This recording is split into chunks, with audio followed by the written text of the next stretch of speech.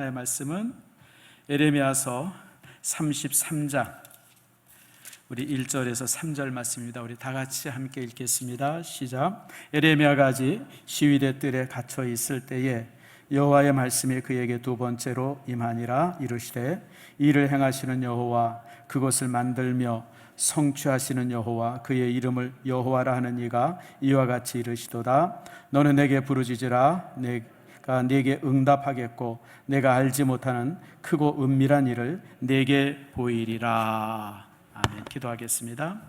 하나님 감사합니다. 주께서 사랑하셔서 오늘 이렇게 하나님이 사랑하는 귀한 두 사람, 윤지가 세례받게 하시고 또 하원이가 유아 세례받게 하심을 감사합니다. 평생 하나님의 은총이 둘을 떠나지 않게 하시고 저들이 하나님의 은혜 속에서 평생 아름답게 살아가는 축복의 자녀들 되게 해 주시옵소서. 오늘 말씀을 들을 때 말씀이 우리에게 놀라운 은총과 은혜 되게 해 주시옵소서. 감사드리고 예수님의 이름으로 기도드립니다. 아멘. 자, 우리 옆사람 한번 인사합니다. 축복합니다. 사랑합니다. 너무 썰렁하죠? 예배실이 벌써 이런 지 1년이 넘어가가지고 참 저도 그런데 성도 여러분의 답답함은 얼마나 크겠나 싶기도 합니다. 제가 영화를 좋아해요. 근데 여러분 요즘에 새로운 영화들이 있습니다. 그게 뭐냐면 인도 영화입니다.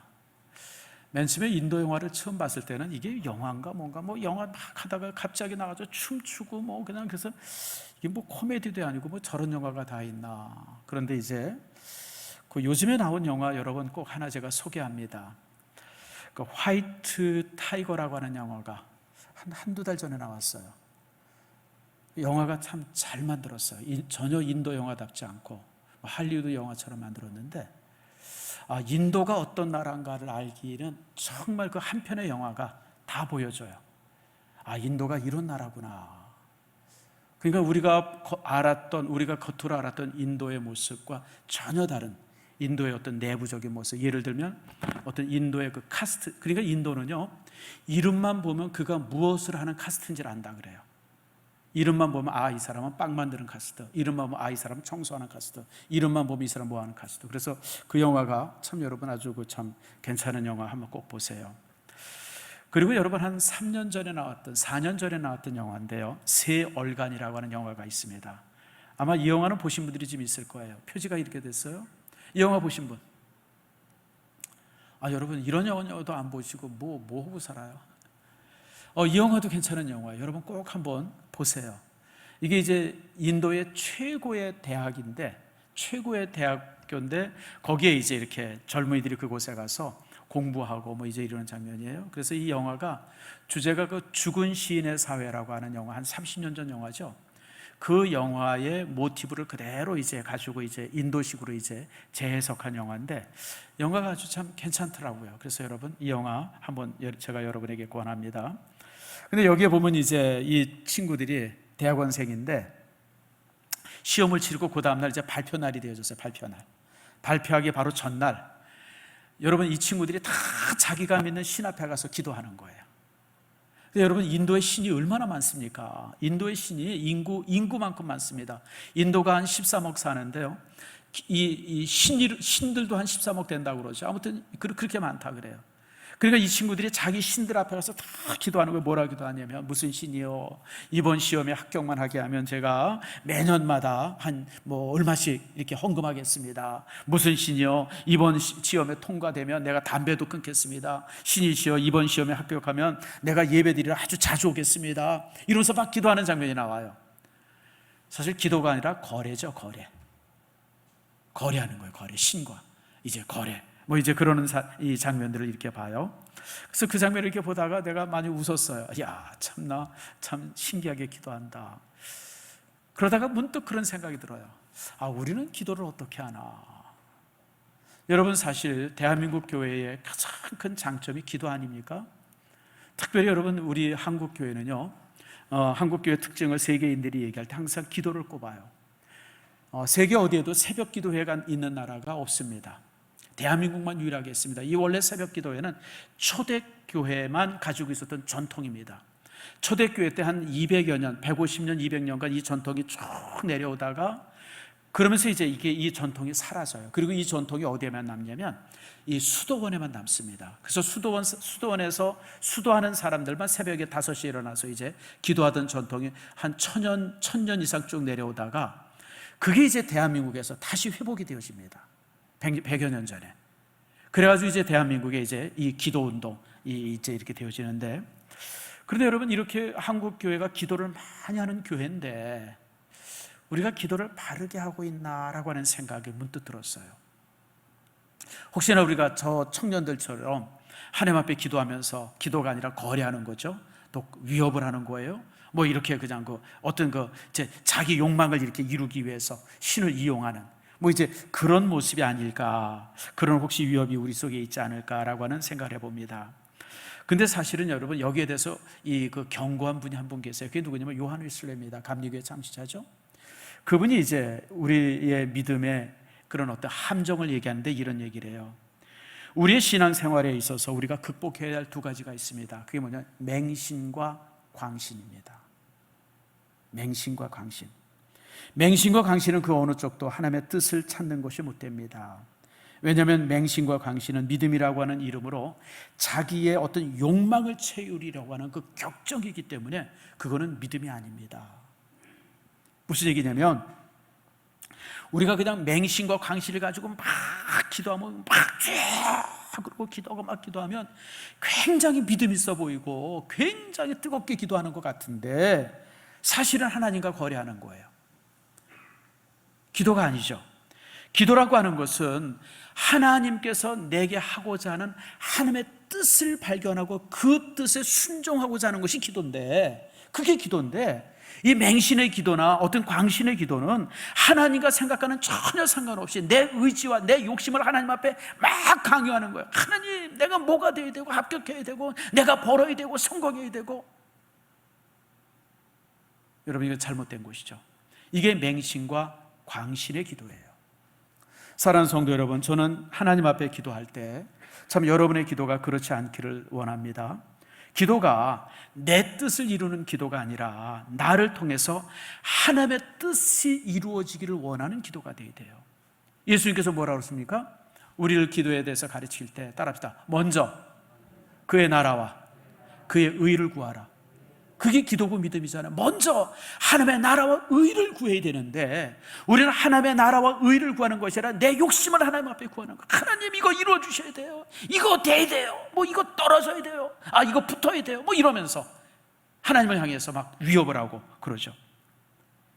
그래서 여러분들, 우리가 참으로 기도할 때 내가 내 자신이 하고 싶어하는 기도가 아니라 하나님께서 들어주실 만한 기도를 해야 돼요. 여러분, 하나님께서 가지고 계신 계획이 이건데 우리는 전혀 다른 그냥 엉뚱한 것을 기도하면요, 우리가 첫날을 기도해도 응답되지 않죠. 여러분, 응답받는 기도의 특징이 뭔지 아십니까? 하나님의 뜻대로 기도하는 거예요. 그런 기도가 응답되어져요. 아마 여러분들이 기도의 응답의 이제 결과들을 이제 가지고 계신 분들은 알 거예요. 우리가 하나님의 뜻대로 기도하면요, 여러분 1000번을 기도해도 1000번이 응답이 되어져요. 뮬러 목사님이라고 하는 영국의 그 고아원을 했던 뮬러 유명한 목사님은 5만 번을 기도했고 5만 번 응답받았다고 그러잖아요. 여러분 상상해 보세요. 어떻게 5만 번을 응답받을 수가 있겠어요? 이게 왜 그러냐면 하나님의 뜻에 맞도록 5만 번을 기도하니까 5만 번의 응답이 있었던 거예요. 반면에 어떤 성도는 평생 살면서 한 번의 기도 응답을 못 받는 사람도 있어요. 왜 그런지 아세요? 하나님의 뜻과 전혀 상관없는 그런 어떤 목적을 가지고, 그런 어떤 방향을 가지고 기도했기 때문에 그래요. 뒷북치는 거죠. 그러다 보니까 기도 응답을 평생 동안 한 번도 못 받는 거예요. 그래서 여러분, 오늘 이 시간에 우리가 어떻게 하면 이렇게 하나님 앞에 응답받을 수 있는 기도를 할 수 있는지, 그리고 우리의 기도가 맹신과 강신의 기도가 아니라 진정한 어떤 이제 하나님께서 기뻐하시는 기도 생활이 될 수 있는지, 이런 부분들을 오늘 여러분들과 함께 고민하고 나누려고 합니다. 자, 오늘 본문의 말씀 우리 3절에 한번 봅시다. 2절을 봅시다. 자, 2절 한번 같이 읽겠습니다. 시작. 이를 행하시는 여호와, 그것을 만들며 성취하시는 여호와, 그의 이름을 여호와라는 이가 이와 같이 이르시되. 자, 지금 여러분, 이 에레미야 선지자가 감옥에 갇혔어요. 전도하다가, 하나님의 말씀을 전하다가, 설교하다가 왕의 마음에 든지 않는다고 왕이 그냥 감옥에 가둬버렸어요. 그래서 감옥에 갇혔습니다. 자, 감옥에 갇힌 이제 여호수아가 나라 민족을 위해서 또 왕을 위해서 백성들을 위해서 기도해야 돼요. 그래서 기도하려고 이제 무릎을 딱 꿇었는데 그 무릎을 기도를 시작하려고 그러는데 하나님의 말씀이 임하는 거예요. 이 말씀의 내용이 뭐냐면, 내가 너에게 말한다. 나는 누구냐면 이 일을 계획하는 하나님이고 이 일을 진행하는 하나님이고 이 일을 완성하는 하나님이다. 그런 내가 지금 내게 말한다. 바로 그런 뜻이에요. 여러분, 이게 무슨 뜻일까요? 이게 왜 이렇게 하나님께서 말씀하실까요? 이게 무슨 말씀이냐면, 지금 예레미야야, 내가 기도하려고 그러는데 네가 백성을 위해서 기도하고 네가 왕을 위해서 기도하고 내가 나라와 민족을 위해서 기도하려고 막 기도하는데 잘 들어. 이 모든 일들, 나라가 흥하든지 망하든지, 참새 한 마리가 날아가다 떨어지든지 날아가든지, 아니면 무슨 누가 이렇게 이 지상에 일어나는 모든 일들은 내가 계획하고 내가 진행하고 내가 완성하는 거야. 네가 기도한다고 해서, 네가 어떤 것을 간구한다고 해서 네 뜻대로 되어지는 것이 아니라 내가 이미 모든 것을 계획하고 준비하고 진행해가고 있어. 그것을 알고 기도해라. 바로 그거예요. 사랑하는 성도 여러분, 이게 참 얼마나 무서운 말씀인지 몰라요. 우리가 많은 기도하지만 기도가 능사가 아니에요. 기도한다고 모든 게 되어지는 게 아니에요. 왜냐하면 하나님께서 모든 걸 계획하고 이루어 가시고 또 이끌어 가시기 때문에 그래요. 그러므로 우리가 기도하면서 가장 중요한 것은 하나님께서 이루고자 하는 일이 무엇인지를 아는 것이 가장 중요해요. 물론 하나님께서 우리를 향해서 부르짖으라고 말씀하신 적이 많이 있어요. 문을 두드리라 그럼 열릴 것이다. 문을 두드리라 그럼 열릴 것이다. 주께서 약속. 그래서 우리가 보통 기도를 시작할 때 그렇게 시작해. 그냥 우리 마음속에 간절함을 가지고 답답함을 가지고 하나님 앞에 부르짖어요. 그러나 부르짖는다고 해서 다 이루어지는 게 아니에요. 부르짖음을 통해서 우리는 하나님께서 계획하신 것이 무엇인지, 하나님께서 이루고자 하는 것이 무엇인지를 우리가 알아야 돼요. 그러지 않으면 우리의 기도가 그냥 허공에 흩어지는 그런 것이 될 수가 있는 거예요. 자, 예를 제가 하나 들어볼게요. 제가 모세의 예를 하나 들어봅니다. 자, 여러분, 모세가 이제 바로 공주의 이렇게 이 건짐을 받아가지고 이제 왕의 손자로 키워져요. 그러니까 모세는 어렸을 때 자랐을 때 자기가 왕족인 줄 알았어요. 왕족인 줄 알고 막 자란 겁니다. 근데 나이가 들어서 자기가 왕족이 아니라 히브리인이라고 하는 사실을 깨닫게 됐어요. 아, 내가 왕족이 아니라 히브리인이구나. 근데 이 히브리인이라고 하는 것이 노예로 살잖아요. 노예로. 자기는 지금 왕족으로서 이 바로의 공주의 아들로서 참 호화롭게 잘 살고 좋은 옷 입고 좋은 음식 먹는데, 동족인 지금 이 자기 동족들은 지금 노예 생활을 하면서 그냥 막 고통스럽게 살아가는 거예요. 근데 그걸 어떻게 봐요? 특별히 이 모세는 그걸 제대로, 그러니까 어떻게 해서든지 동족을 도와주고 동족을 좀 구원시켜야 되겠다, 저들을 어떻게 해방시켜야 되겠다, 자유를 줘야 되겠다, 이런 마음이 그 속에 있었어요. 그래가지고 이제 그 노예로 이 자기 동족 이스라엘 사람들이 이제 노예로 살고 있는 막 그런 곳에 가서 그들을 도와주고 막 그러고 그랬어요. 근데 어느 날 뭔가 그러고 있는데 간수한 사람이 노예를 이렇게 관리하는 사람 하나가 그냥 히브리인을, 그냥 그 유대인을 그냥 막 개 패듯이 패는 거예요. 그냥 막 죽도록 때리는 거예요. 분노했어. 그래가지고 그 간수를 때려 죽여요. 이놈의 자식이 그냥. 근데 이게 죽었잖아요. 그래가지고 몰래 그 시체를 모래에다가 이제 파묻어 버립니다. 이제 아무도 모르게. 그런데 그 다음날 또 이제 이렇게 딱 나가서 보니까 이스라엘 사람들이 둘이 또 싸우는 거예요. 그러니까 가가지고 야야야, 니들 동족끼리 왜 싸우냐, 지금 노예된 것도 참 이렇게 원통스러운데 동족끼리 왜 싸우냐, 그러고 막 말리면서 막 그랬더니 이 중에 한 사람이 왜 나도 때려 죽이려고 이래버린 거예요. 은밀하게 아무도 모르는 줄 알았는데 이미 자신이 간수를 때려 죽인 걸 다 알아버린 거예요. 아차 했죠. 이제 끝났구나. 그래서 사실 모세가 거기서 뒤도 안 돌아보고 도망을 칩니다. 왜냐하면 이미 체포령이 발령이 됐을 것이고 자기를 찾는 군인들이 왔을 것이고, 그것도 뭐 살인죄를 저질렀으니까 뭐 방법이 없잖아요. 그래가지고 모세가 도망을 칩니다. 자신은 정말 동족을 구원하고 동족에게 자유를 주고자 하는 그런 열망을 가지고 뭔가 좀 이렇게 의협심을 가지고 했는데 결국 살인자가 돼가지고 이제 도망을 치게 된 거예요. 그래서 미디안이라고 하는 광야는 어디냐면 저 사우디아라비아 쪽에 있는 광야예요. 그쪽으로 이제 도망을 쳤어요. 그리고 몇 년을 살지만 40년을 살았습니다. 그러니 이제 나이가 늙어가지고 노인이 된 거죠. 나이 80이 됐으니 여러분 지금도 80 노인이라고 그러면 사실은 참 그 거시기한데 여러분 지금부터 3,000년 전에 80 노인이라고 그러면 정말 서 있는 것도 힘들 정도로 뭐 그것도 여러분들 그 광야에서 말입니다. 양을 치면서 살았으니 얼마나 초췌하게 늙었겠어요. 막 이제 그런 노인이 되어졌어요. 자, 그러고 있는데 어느 날 이렇게 양을 치고 있는데 갑자기 가시덤불에 막 불이 타는 거예요. 그래서 야, 저게 뭔가 그러고 가서 봤는데 가시덤불 속에서 하나님이 나타나신 거예요. 그리고 모세에게 뭐라 합니까? 모세야 내가 서 있는 곳은 거룩한 곳이 네 신을 벗어라. 모세가 후다닥 신을 벗어서 던졌어요. 그랬더니 하나님께서 모세에게 뭐라 하냐면 내가 내 동족인 이스라엘 사람들 그들을 내가 가서 구원해내라. 바로 앞에 서서 바로에게 요구해서 백성들에게 자유를 주도록 네가 해라. 그걸 이제 하나님께서 모세에게 명령을 합니다. 근데 여러분 모세가 가만히 자신을 보니까 이게 말이 안 되는 거예요. 아니 여러분 생각해 보세요. 그런 명령을 주시려면 40년 전에 줘야죠. 40년 전에 모세가 힘이 있고 능력이 있고 권세도 있고 젊기도 하고 뭔가 동원할 사람들도 있고 뭔가 좀 그럴 나이에 그런 명령을 주셨어야지. 아니 지금 아무것도 없어. 이제 타버린 쟤처럼 이제 정말 쓸모없는 노인인데 지팡이 없으면 서 있기도 힘든 노인인데 아니 이런 나에게 그걸 하라니 이게 말이 되겠어요? 그러니까 모세가 거절하죠. 하나님 보낼 사람을 보내세요.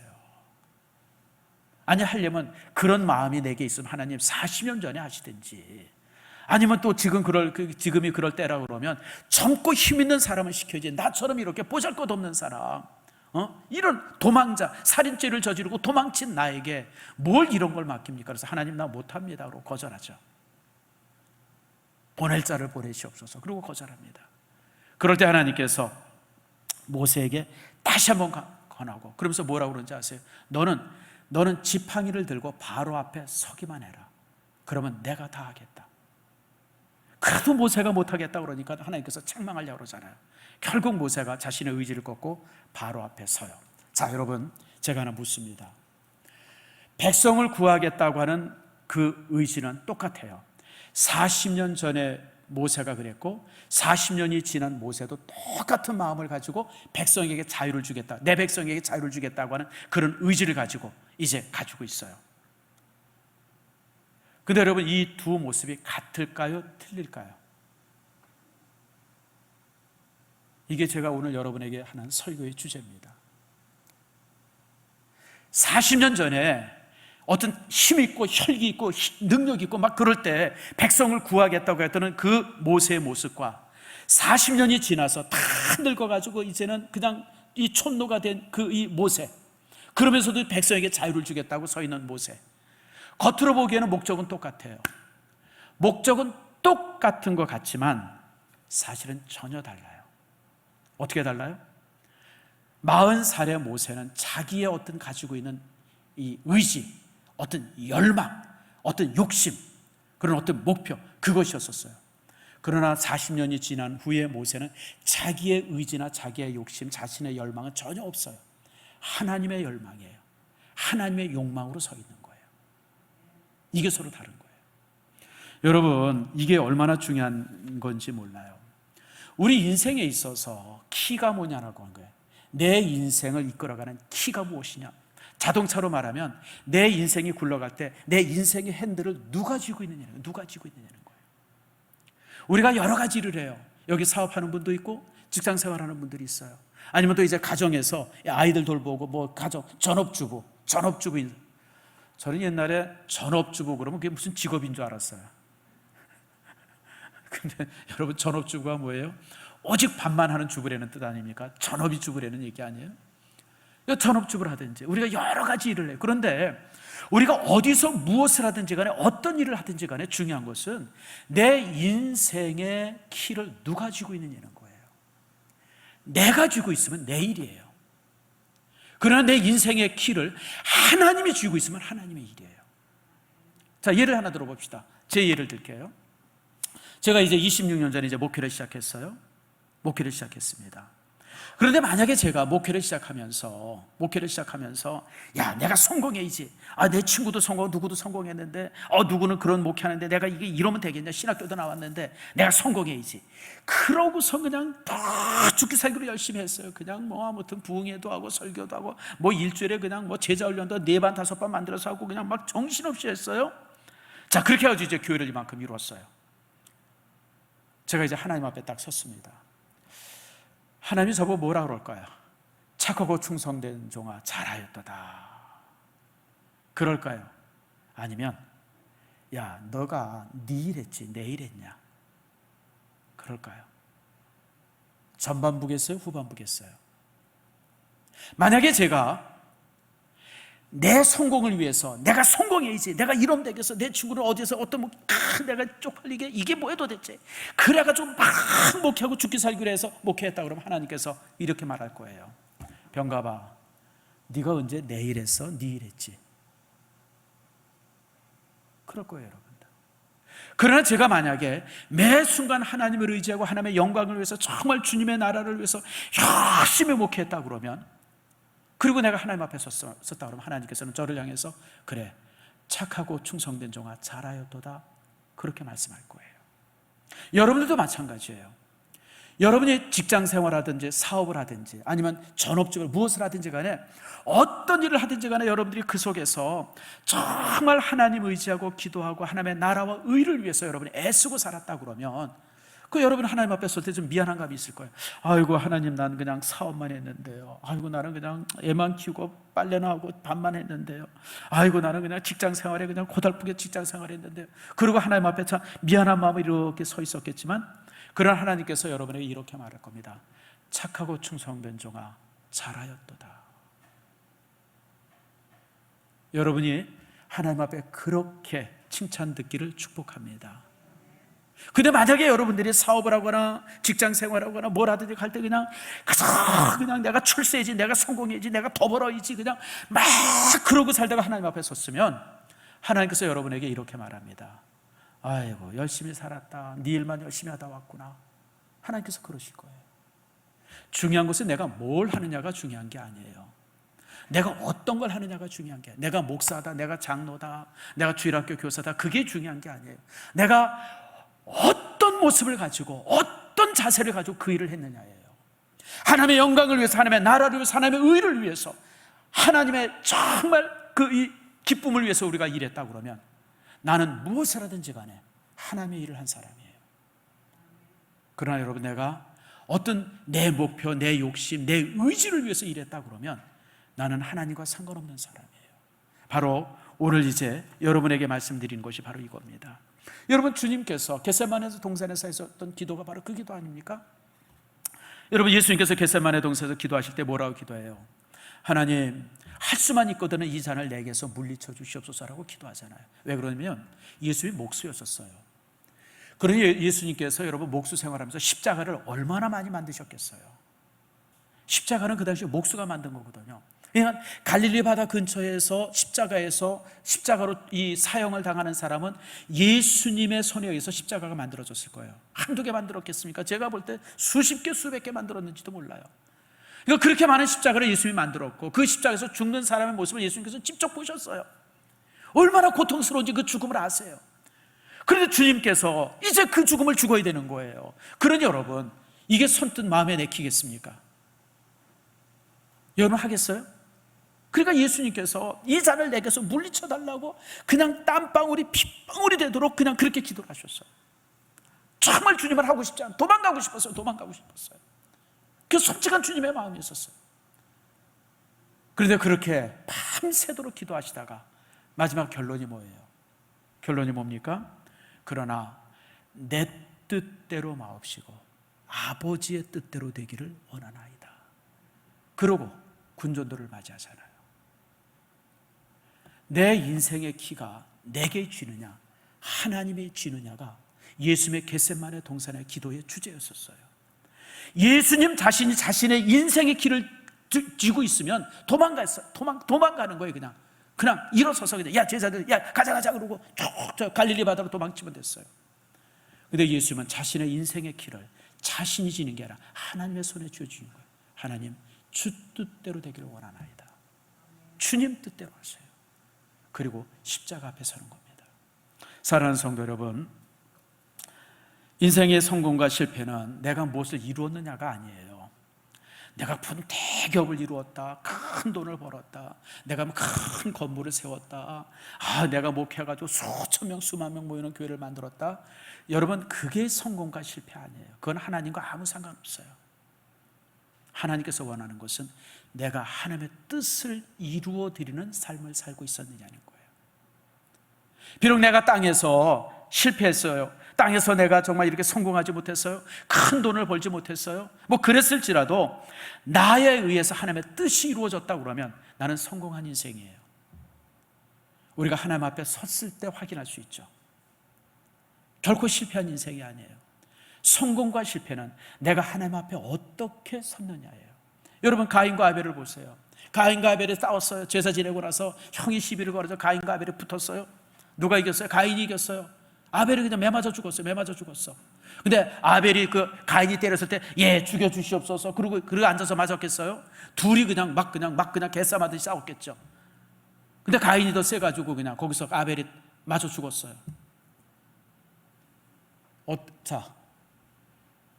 한 사람은 이겼고 한 사람은 졌어요. 가인이 또 이렇게 그러다가 죽였으니까 그냥 땅에다 묻어버리잖아요. 자, 그럼 여러분, 누가 성공했어요? 가인이요? 아니죠, 여러분. 가인은 지옥에서 영원한 고통 속에 있지만 아벨은 여러분 별처럼 빛나는 믿음의 사람이 됐어요.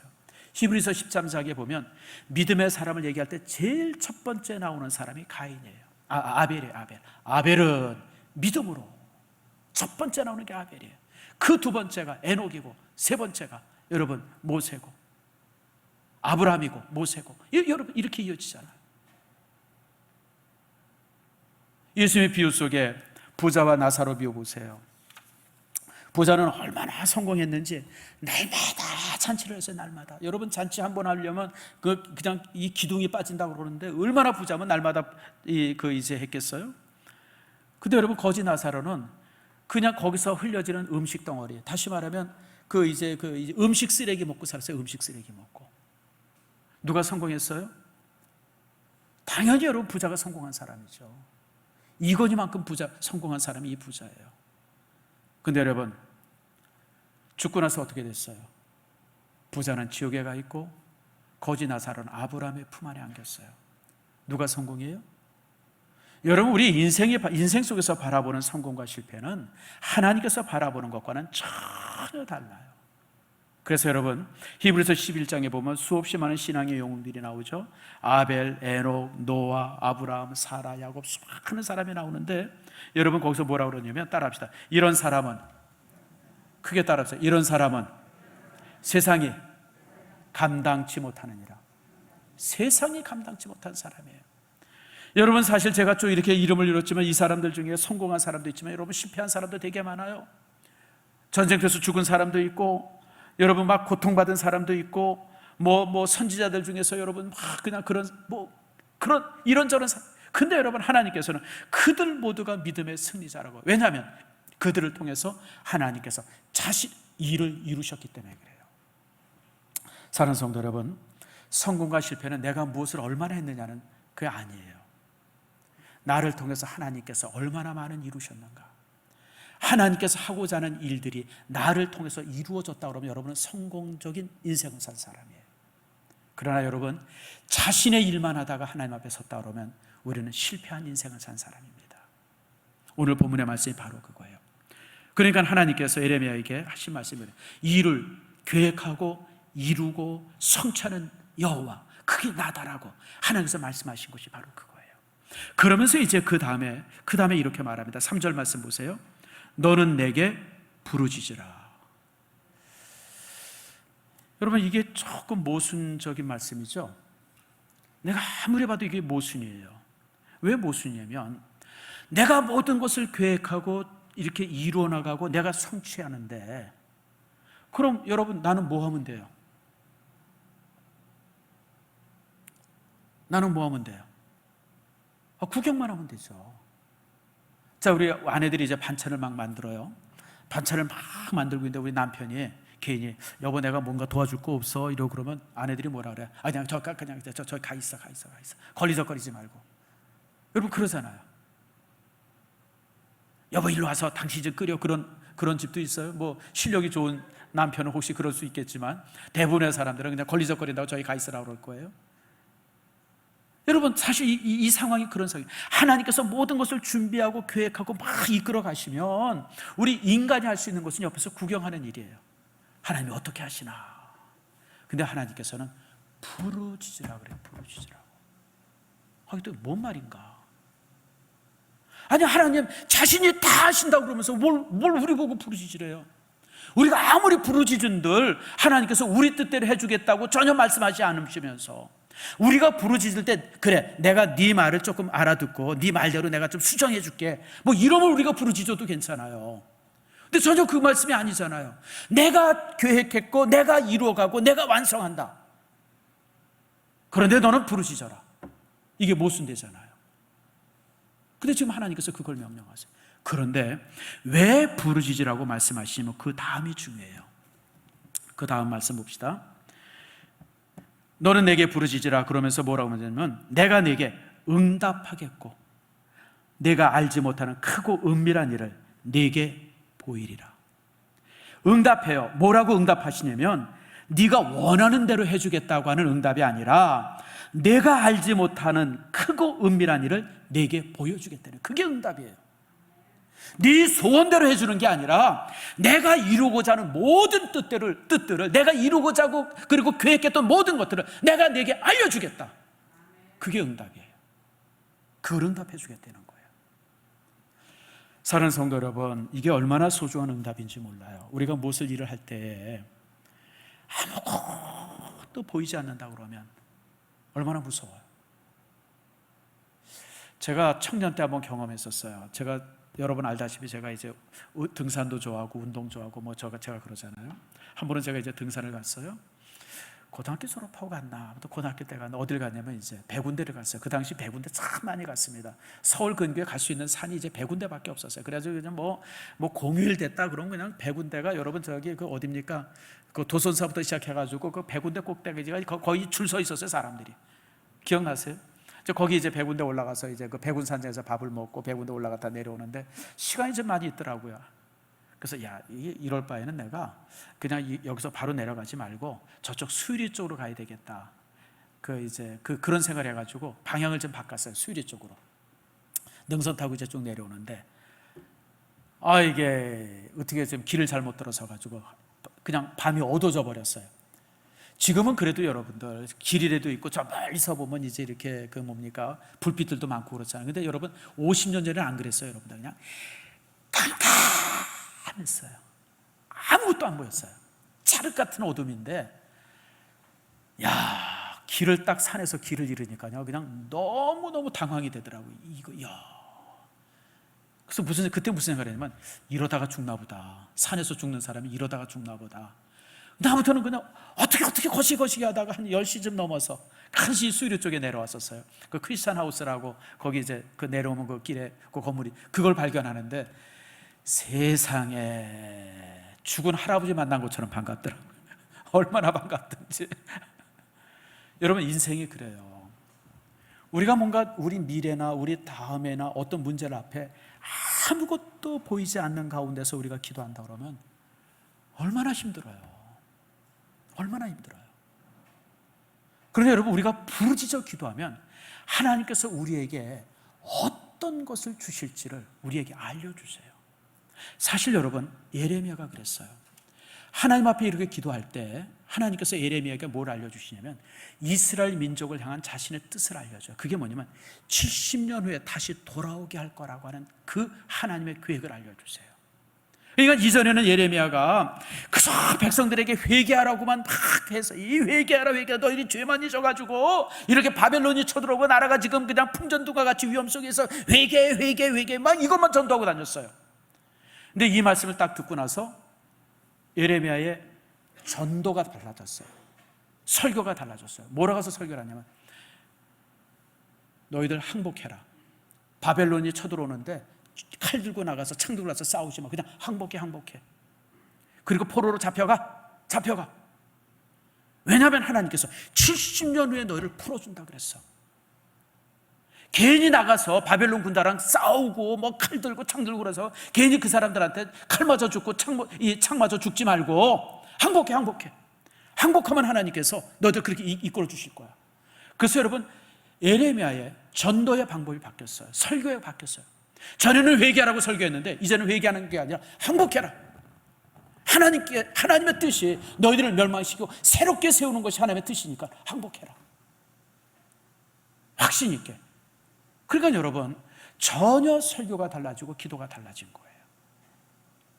우리 인생이 그래요. 막연하게 하나님, 내가 돈 많이 벌어야 돼요. 성공해.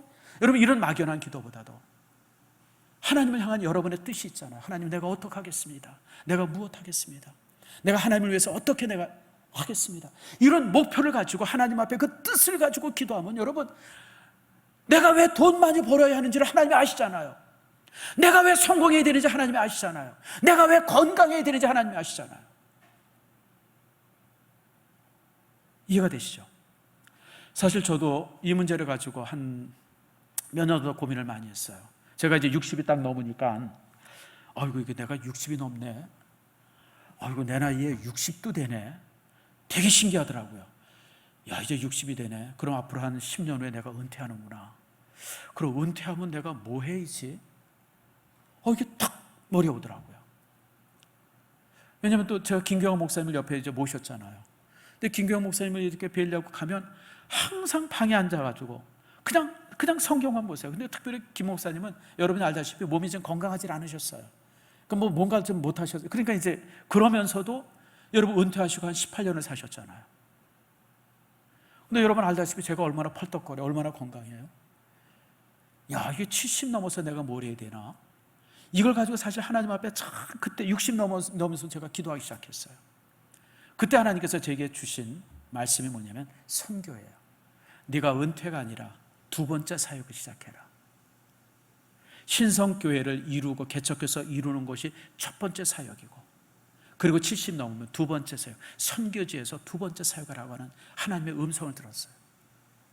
그러고 보니까 쉽잖아요. 그래서 제가 열심히 준비해요. 여러분 알다시피 제가 한국어 그거 과정, 지금 대학에 다시 입학해가지고 지금 제가 이제 3학년 1학기 시작을 했어요. 여러분 생각할 때는 아니 목사님 저 나이 왜 저시? 아니에요 여러분. 내가 두 번째 사역을 준비하고 있는 거예요. 그 다음에 제가 어학 준비했어요. 지금 중국어 제가 여러분 짜장면 시켜 먹을 실력이 돼요. 여러분 혹시 중국집에 가려면 저 좀 불러주세요. 내가 웬만한 거 이제 다 이제 중국 그 이제 그 뭡니까? 그 뭐죠? 메뉴판 보면 이게 무슨 요리인지 대충 알아요. 제가 메뉴판을 읽을 수 있는 실력이 됐어요. 그리고 나서 또 제가 또 준비하는 게 요 공부 마치면 인도네시아어도 조금 해야 되겠다. 왜냐하면 이 동남아 선교, 요 지역 선교는 중국말과 인도네시아어만 하면 어디서나 말이 통해요. 그러니까 여러분, 그리고 나서 또 제가 건강을 위해서 얼마나 애쓰는지 몰라요. 왜냐하면 여러분 선교지 들어가면 더 건강해야 되잖아요. 선교 들어서 비리비리 해가지고 이 젊은 선교들이 바라볼 때 아니 저놈은 여기 뭐하러 왔어? 여러분 이런 꼴 안 당하려면 제가 건강해야 되잖아요. 제가 그래서 건강 위해서도 제가 요즘에 애써요. 항상 운동하고. 바라보는 게 다르니까 삶이 다른 거예요. 삶이 다르죠. 여러분 실패가 아니고 성공이 아니에요. 내 인생의 핸들을 누가 쥐고 있느냐예요. 누가 쥐고 있느냐예요. 그러니까 예레미야는 이제 여러분 이 백성들에게 전도하는, 그리고 백성들에게 설교하는 설교의 내용이 달라진 거예요. 왜냐하면 조국의 미래를 보았기 때문에 그래요. 저는 우리가 지금 이 코로나 바이러스로 인해서 우리가 지금 얼마나 힘든 세월을 살고 있어요. 근데 여러분 저는 별로 걱정 안 해요. 왜냐하면 교회 주인이 하나님이신데 하나님께서 어련히 우리를 위해서 더 위대한 걸 마련해 주셨을까. 그래서 제가 항상 하나님 앞에 기도하는 내용이에요. 하나님, 이 상황에 마친다면 하나님께서 우리 일산 신성교회에 배가 되는 복을 주실 줄 믿습니다. 아멘. 제가 금요 기도 때 설교했던 내용이에요. 하나님께서 우리로 하여금 배가 되어지는 복을, 우리가 정말 회개하고 기도할 때 하나님께서 그런 복을 주실 거라고 하는 기대가 있어요. 자, 여러분, 결론입니다. 9절 말씀 읽어보세요. 9절 말씀 다 펴보세요. 자, 9절에 이렇게 말씀합니다. 같이 한번 읽어봅시다. 이 성읍이 세계 열방 앞에서 나의 기쁜 이름이 될 것이며 찬송과 영광이 될 것이요, 그들은 내게 이 백성에게 베푼 모든 복을 들을 것이요, 내가 이 성읍에 베푼 모든 복과 모든 평화로로 말미암아 두려워하며 떨리라. 결과가 뭐예요? 내가 어떻게 할 것인가를 보여주고 그랬기 때문에 마지막으로 내가 너를 어떻게 할 거냐면 열방 앞에서 너를 기쁜 이름이 되게 할 것이고 열방 앞에서 내게 찬송과 영광이 되게 할 것이다. 그러니까 예레미야가 더 이상 고통스러워하지 않아요. 왜냐하면 하나님께서 자신의 민족을 찬송과 영광이 되게 하신다고 약속하셨기 때문에 그래요. 사랑하는 성도 여러분, 저는 이 말씀이 지금 우리를 향한 말씀인 줄 믿습니다. 여러분들이 지금 좀 어렵고 힘들다 그래서 낙심하지 마세요. 여러분, 이것은 하나님께서 더 큰 일, 그러니까 실패가 아니에요. 조금 시간이 갔지만 여러분, 사실 우리가 김철구 선교사 그 시민권 나오기를 위해서 얼마나 기도했어요. 그게 왜 그러냐면 지금 김철구 선교사가 이룬 그 센터가 그 모든 센터는 항상 6대 5예요. 그 나라 사람들이 한 사람이 많아야 돼요. 그러니까 결국 지금 이제 김철구 선교사가 하고 있는 그 분이엘 센터는요, 사실은 김철구 선교사 것이 아니라 그 파푸아 사람의 것이에요. 그들이 이사가 6명이고 한국이 5명이에요. 그러니까 회의를 하면 이제는 김철구 선교사 주관을 못해요. 그 사람들이 주관을 하게 되고 그 사람들이 팔아먹으려면 팔아먹을 수 있고 지금 그래요, 상황이. 그러니까 김철구 선교사가 인도네시아 그 시민권을 가지려고 그러면서 자기가 시민권이 돼서 인도네시아 사람 안에 자신이 들어가는 거예요. 김철구 선교사 들어가고 송 선교사 들어가고 인도네시아 사람 셋 들어가고 그 다음에 이제 나머지 4사람 누가 하면 돼? 제가 하면 되고 우리 한국에 우리 김지주 장로님 들어가고 한국 사람들 4사람 들어가면 돼요. 그러더라도 한국 사람이 몇 명이에요? 몇 명이에요, 여러분? 한국 사람이 6명이 되잖아요. 그리고 인도네시아 사람 3 되죠. 그러면 이제 그 센터를 마음대로 이렇게 움직일 수 있어요. 그래서 사실 시민권을 가지려고, 왜냐하면 이게 언제 어떻게 잘못될지 모르기 때문에 그것 때문에 3년 전부터 우리가 굉장히 기도 많이 했어요, 여러분들. 시민권 따게 해달라고. 근데 시민권이 안 나오는 거예요. 그러니까 송사모나 김전도사님이 김성교사가 나와서 목사님, 저들이 뭔가 바라는 것 같아요. 뭔지 알겠죠, 여러분? 인도네시아가 썩었으니까 뭔가 뒤에 뭔가 이렇게 뭘 줘야 시민권을 준다는 거예요. 그걸 안 줘서 그래서 사정 그러길래 내가 이제 그 돈을 좀 보내야 되나, 한 1,000여만 원 보내야 되나. 근데 사실 막 그러고 있는데 코로나 사태가 딱 일어나 버린 거예요. 근데 여러분, 만약 김철구 선교사가 인도네시아 시민권자라고 그러면 이번에 못 옵니다. 시민권을 못 땄기 때문에 여기에 온 거예요. 시민권을 따면 인도네시아 사람인데 에어엠브레스 타고 무슨 소리 여기로 와요, 여러분들? 못 오죠. 근데 한국 사람으로 여전히 돼 있으니까 에어엠브레스 타고 3주 전에 한국에 올 수 있었던 거예요. 한국에 받아준 거예요. 만약에 김철구 선교사가 이제 시민권을 따가지고 인도네시아 사람이 됐으면 여러분 그냥 거기서 죽어야 돼요. 한국에 무슨 수로 와요? 한국이 왜 받아줘요, 그 사람을? 인도네시아 사람인데. 참 제가 그래서 참 하나님의 은혜가 놀랍다. 따라합시다. 실패가 아니다. 여러분, 우리 여러분의 인생 속에 실패가 있어요? 어려움이 있어요? 여러분, 어렵고 실패라고 생각하지 마세요. 하나님의 더 큰 계획들이 그 뒤에 있어요. 혹시 여러분 성공했어요? 너무 여러분 교만하지 마세요. 여러분의 성공이 하나님의 실패일 수도 있어요. 중요한 것은 하나님의 뜻이 내 안에 이루어지고 있는가, 내 인생의 키를 하나님이 쥐고 계신가, 그게 중요한 거예요. 그래서 저는 이번에 이 사태를 바라보면서 참 하나님의 역사가 놀랍다. 하나님께서 이렇게도 역사하시는구나. 참 그런 걸 제가 확인했습니다. 말씀을 맺습니다.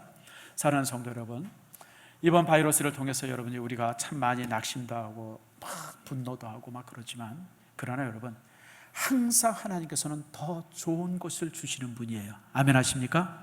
나는 믿습니다. 우리 민족을 향해서, 한국 교회를 향해서 더 큰 계획을 가지고 계심을 믿습니다. 우리가 그걸 바라보고 그걸 소망해야 돼요.